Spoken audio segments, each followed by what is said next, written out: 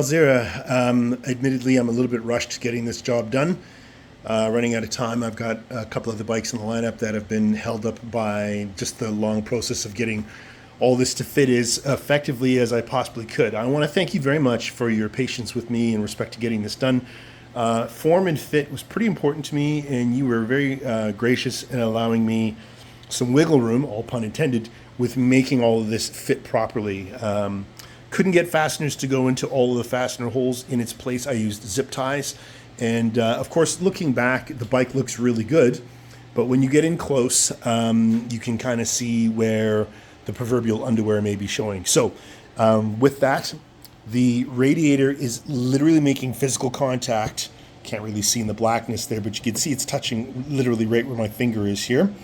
And I would say that the radiator comes down to about there on the bike, and it's making contact between my index and my thumb.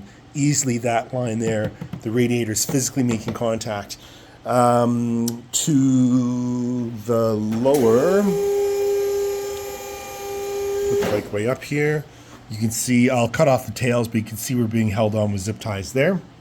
We are also being held on with zip ties here. You can see the alignment is just not perfect. Like I said, if you look back, it looks like a Repsol, right? But if you get in close, you can see some of the details. In my previous video, you saw that much of this stuff doesn't line up. You know about that. I made a pretty crude cut here just to make sure that it wasn't touching. There's still more to do, but you and I have to talk more about the allowance of time. Bring this back down. And then, of course, on this side here, this is partially because of the radiator, but you can clearly see this very large gap here where the fastener is trying its darndest to hold together. It just isn't.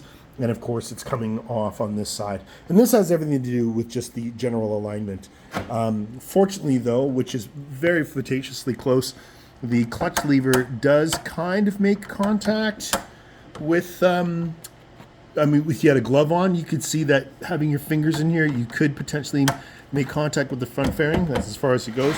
Coming all the way back, it's very, very close in here between your fingers and the actual fairing. I can barely get my hand to fit underneath there. The same is very much true on the other side.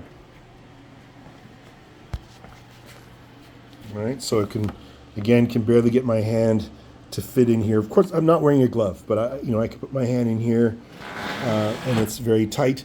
And there's some room here for the brake lever. All right, let me know.